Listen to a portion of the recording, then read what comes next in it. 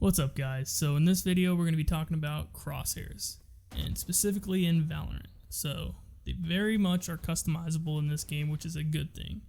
The bad thing is the way they come stock. I wouldn't recommend using the crosshair.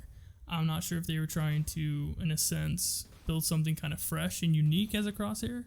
But as people who are coming over from migrating from CSGO to this game, it can get a little kind of weird, unless that's the settings you already use in CSGO, which I highly doubt. But in this one, let's just go over the recommended, what I recommend you use as a crosshair. It'll make your life a whole lot easier, especially when you're fragging and trying to get kills. So the first thing you're going to want to do is go up to the top, go to settings, and then up at the top again, go to crosshair. It's that simple. Then when you see crosshair color, I would change this to green. This is what I personally use. It's great. You don't have to worry about if someone's using a utility pretty much, and it's kind of blending into their utility, because on this game, very vibrant colors, there's a chance it's going to blend in. I don't have that issue when I'm using green. You probably won't either. The next thing I'm going to go ahead and do is turn off outlines. Outlines is just basically the black bar that surrounds your crosshair.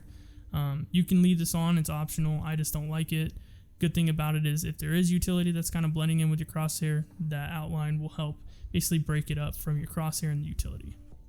Next thing I'm going to do is I'm just going to scroll down to inner lines, and I'm going to make the line opacity 1. This is just going to make it more sharp, not as dull. I don't know why they have it stock at 1, but they do. Next thing I'm going to do is just make inner line length 8. I like it a little, my crosshairs a little bit longer. I would recommend you do it. It's kind of a nice length. Next, I'm just going to leave inner thickness and line inner offset at 2 and 3. It's perfect. Thickness, if you go any higher, kind of just looks like your crosshair is a little too bulky to me. And then inner line offset is good, is a very good crosshair, basically gap, for long distance fragging and close distance. So you're not going to be able, it's basically a good medium. I'll put it that way. Next thing we're going to talk about and change is movement error and firing error. This is probably the one, if you're new to this kind of game, where you're like, what is movement error and what is firing error? So I'm going to show you in this example right here. Okay, simply put, movement error is basically when you're moving back and forth, left or right, any which way, your crosshair is going to expand. And then when you stop moving, your crosshair is going to go back to normal. Same concept with firing error. It's the same thing, but when you're firing, your crosshair is going to expand. And when you stop firing, it's going to go back to normal. The reason why I would turn off movement error 1 is because when you are going in, say you have a situation when you're going in trying to kill someone, sometimes that movement error, you focus on it too much. You're focusing on your crosshair, and then you get killed because either you're waiting for it to go back to the normal size from stopping to move, or you're just literally focused on it so much that you get fragged and killed. So I would definitely turn that off. Firing one, same thing. To me, it's just a distraction when you're firing.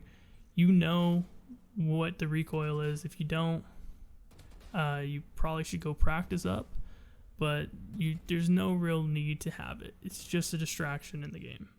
So definitely recommend turning these two functions off.